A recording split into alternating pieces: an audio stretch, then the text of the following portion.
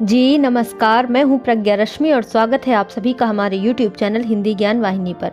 महादेवी वर्मा जी की कहानियों की श्रृंखला में आज हम लेकर के आए हैं उनकी अगली कहानी गौरा। यह एक ऐसी कहानी है या संस्मरण कह लीजिए जिसका अंत आह मेरा गोपालक देश से होता है। उसका कारण ये है कि समाज में व्यक्ति की व्यक्तिगत स्वार्थ, ईर्ष्या की तरफ जो गहरा व्यंग्य किया है महादेवी वर्मा ने, उसकी वजह से गौरा गाय को असामयिक और निर्मम मृत्यु प्राप्त होती है, जिसे सुनकर वेदना से मन सिहर उठता है। तो आइए सुनते हैं संस्मरणात्मक कहानी है गौरा। गौरा मेरी बहन के घर पली हुई गाय की वयः संधि तक पहुंची हुई बछिया थी। उसे इतने स्नेह और दुलार से पाला गया था कि वह अन्य गोवत्साओं से कुछ विशिष्ट हो गई थी।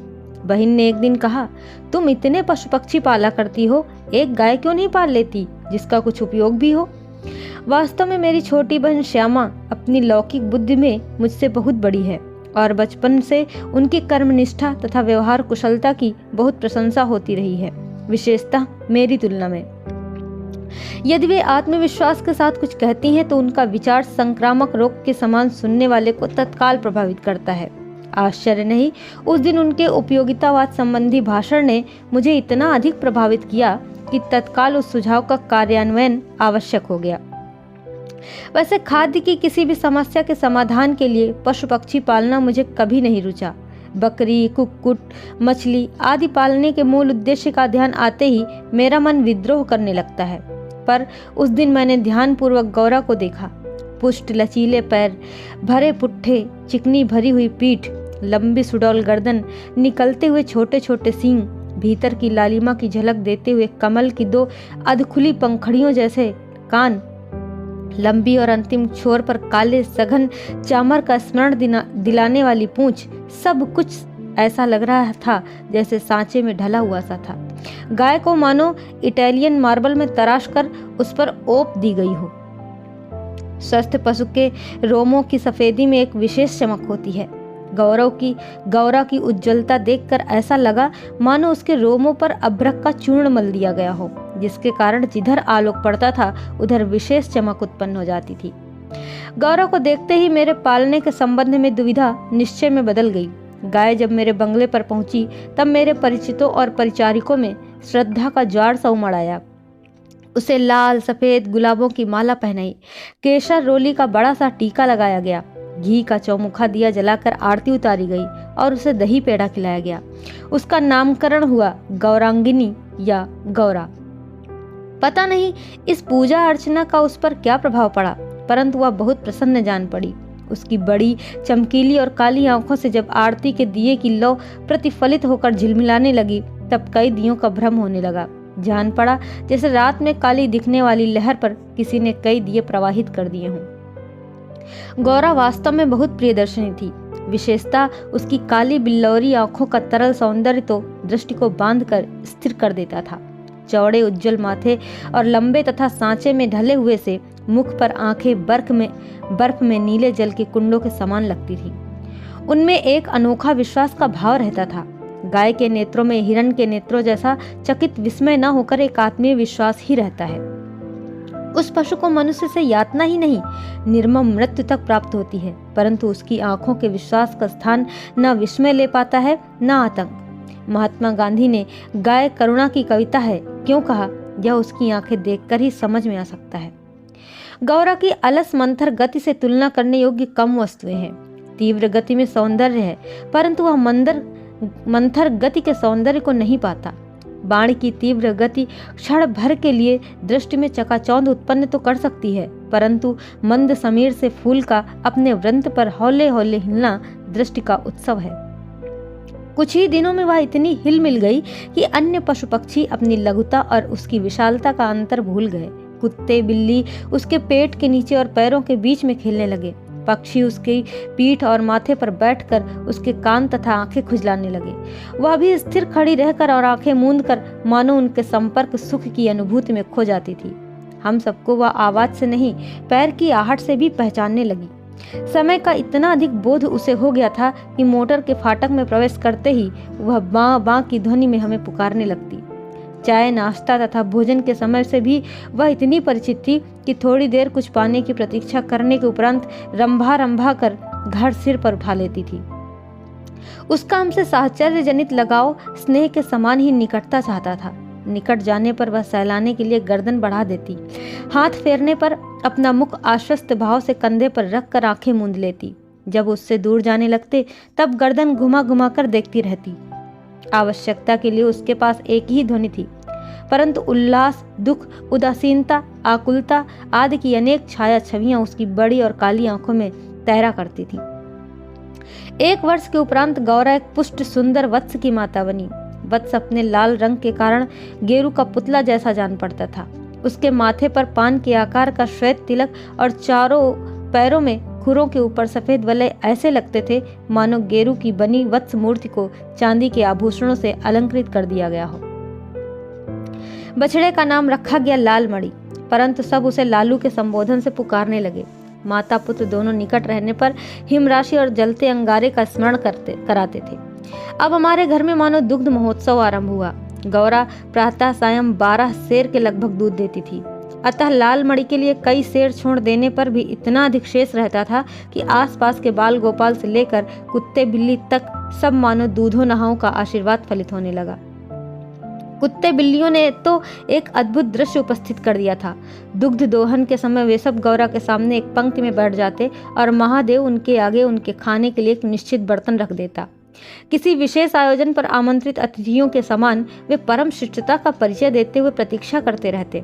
फिर नाप नाप कर सबके पात्रों में दूध डाल दिया जाता, जिसे पीने के उपरांत वे एक बार फिर अपने अपने स्वर में कृतज्ञता ज्ञापन सा करते हुए गौरा के चारों ओर उछलने कूदने लगते। जिस दिन उनके आने में विलंब होता वह रंभा रंभा कर मानो उन्हें पुकारने लगती। अब दुग्ध दोहन की समस्या को स्थायी समाधान चाहती थी। नौकरी में नागरिक तो दूहना जानते ही नहीं थे और जो गांव से आए थे वे अनभ्यास के कारण यह कार्य इतना भूल चुके थे कि घंटों लगा देते थे। गौरा के दूध देने के पूर्व जो ग्वाला हमारे यहाँ दूध देता था, जब उसने इस कार्य के लिए अपनी नियुक्ति के विषय में आग्रह किया तब हमने अपनी समस्या का समाधान पा लिया। 2-3 मास के उपरांत गौरा ने दाना चारा खाना बहुत कम कर दिया और वह उत्तरोत्तर दुर्बल और शिथिल रहने लगी। चिंतित होकर मैंने पशु चिकित्सकों को बुलाकर दिखाया। वे कई दिनों तक अनेक प्रकार के निरीक्षण, परीक्षण, एक्सरे आदि द्वारा रोग का निदान खोजते रहे। अंत में उन्होंने निर्णय दिया कि गाय को सुई खिला दी गई है, जो उसके रक्त संचार के साथ हृदय तक पहुंच गई है। अब सुई गाय के हृदय के पार हो जाएगी, तब रक्त संचार रुकने से उसकी मृत्यु निश्चित है। मुझे कष्ट और आश्चर्य दोनों की अनुभूति हुई। सुई खिलाने का क्या तात्पर्य हो सकता है? दाना चारा तो हम स्वयं देखभाल कर देते हैं, परंतु संभव है उसी में सुई चली गई हो। पर डॉक्टर के उत्तर से ज्ञात हुआ कि दाने चारे के साथ गई सुई गाय के मुख में ही छिद कर रह जाती है। गुड़ की बड़ी डली के भीतर रखी हुई सुई ही गले के नीचे उतर जाती है और अंततः रक्त संचार में मिलकर हृदय में पहुंच सकती है। अंत में एक ऐसा निर्मम सत्य उद्घाटित हुआ जिसकी कल्पना भी मेरे लिए संभव नहीं थी। प्रायः कुछ ग्वाले ऐसे घरों में जहां उनसे अधिक दूध लिया जाता है, गाय का आना सह नहीं पाते। अवसर मिलते ही वे गुड़ में लपेटकर सुई उसे खिलाकर उसकी असमय मृत्यु निश्चित कर देते हैं। गाय के मर जाने पर उन घरों में वे पुनः दूध देने लगते हैं। सुई की बात ज्ञात होते ही ग्वाला एक प्रकार से अंतर्धान हो गया, अतः संदेह का विश्वास में बदल जाना स्वाभाविक था। वैसे उसकी उपस्थिति में कानूनी कार्यवाही के लिए आवश्यक प्रमाण जुटाना असंभव था। तब गौरा का मृत्यु से संघर्ष आरंभ हुआ, जिसकी स्मृति मात्र से आज भी मन सिहर उठता है। डॉक्टरों ने कहा गाय को सेब का रस पिलाया जाए तो सुई पर कैल्शियम जम जाने से उसके बचने की संभावना है। अतः नित्य कई सेर सेब का रस निकाला जाता और नली से गौरा को पिलाया जाता। शक्ति के लिए इंजेक्शन पर इंजेक्शन दिए जाते। पशुओं के इंजेक्शन के लिए सूजे के समान बहुत लंबी मोटी सिरिंज तथा बड़ी बोतल भर दवा की आवश्यकता होती है। अतः वह इंजेक्शन भी अपने आप में शल्य क्रिया जैसा यातनामय हो जाता था। पर गौरा अत्यंत शांति से बाहर और भीतर दोनों ओर की चुभन और पीड़ा सहती थी। केवल कभी कभी उसकी सुंदर पर उदास आंखों के कोनों में पानी की 2 बूंदें झलकने लगती थी। अब वह उठ नहीं पाती थी, परंतु मेरे पास पहुंचते ही उसकी आंखों में प्रसन्नता की छाया सी तैरने लगती थी। पास जाकर बैठने पर वह मेरे कंधे पर अपना मुख रख देती थी और अपनी खुरदुरी जीभ से मेरी गर्दन चाटने लगती थी। लाड़ी माड़ी बेचारे को तो माँ की व्याधि और आसन्न मृत्यु का बोध तक नहीं था। उसे दूसरी गाय का दूध पिलाया जाता जो उसे रुचता ही नहीं था। वह तो अपनी माँ का दूध पीना और उससे खेलना चाहता था। अतः अवसर मिलते ही गौरव के पास पहुंचकर या अपना सिर मार मार कर उसे उठाना चाहता था या खेलने के लिए उसके चारों ओर उछल कूद कर परिक्रमा ही देता रहता। मैंने बहुत से जीव जंतु पाल रखे हैं, अतः उनमें से कुछ को समय असमय विदा देनी ही पड़ती है, परंतु ऐसी मर्म व्यथा का मुझे स्मरण नहीं है। इतनी हष्ट पुष्ट सुंदर दूध सी उज्जवल पयस्विनी गाय अपने इतने सुंदर चंचल वत्स को छोड़कर किसी भी क्षण निर्जीव और निश्चिष्ट हो जाएगी, यह सोचकर ही आंसू आ जाते थे। लखनऊ, कानपुर आदि नगरों से भी पशु विशेषज्ञों को बुलाया। स्थानीय पशु चिकित्सक तो दिन में 2-3 बार आते रहे, परंतु किसी ने ऐसा उपचार नहीं बताया जिससे आशा की कोई किरण मिलती है। निरुपाय मृत्यु की प्रतीक्षा का मर्म वही जानता है जिसे किसी असाध्य और मरणासन्न रोगी के पास बैठना पड़ा हो। जब गौरव की सुंदर चमकीली आंखें निष्प्रभ हो चली और सेब का रस भी कंठ में रुकने लगा, तब मैंने अंत का अनुमान लगा लिया। अब मेरी एक इच्छा थी कि मैं उसके अंत समय उपस्थित रह सकूं। दिन में ही नहीं, रात में भी कई बार उठकर मैं उसे देखने जाती रही। अंत में एक दिन ब्रह्म मुहूर्त में 4 बजे मैं गौरव को देखने गई। तब जैसे ही उसने अपना मुख सदा के समान मेरे कंधे पर रखा, वैसे ही एकदम पत्थर जैसा भारी भी हो गया और मेरी बाह पर से सरक कर धरती पर आ रहा। कदाचित सुई ने हृदय को बेध कर बंद कर दिया। अपने पालित जीव जंतु के पार्थिव अवशेष में गंगा को समर्पित करती रही हूँ। गौरांगिनी को ले जाते समय मानो करुणा का समुद्र मढ़ाया, परंतु लालमणि इसे भी खेल समझ उछलता कूदता रहा। यदि दीर्घ निश्वास का शब्दों में अनुवाद हो सके तो उसकी प्रतिध्वनि कहेगी, आह मेरा गोपालक देश। और ये मर्मस्पर्शी कहानी यहीं पर समाप्त होती है। आशा करते हैं इस कहानी आपको जरूर झोरा होगा, आपको जरूर अच्छी लगी होगी। ऐसी ही बेहतरीन कहानियों को सुनने के लिए हमारे चैनल के साथ जुड़े रहिए। आपको बहुत बहुत धन्यवाद। नमस्कार।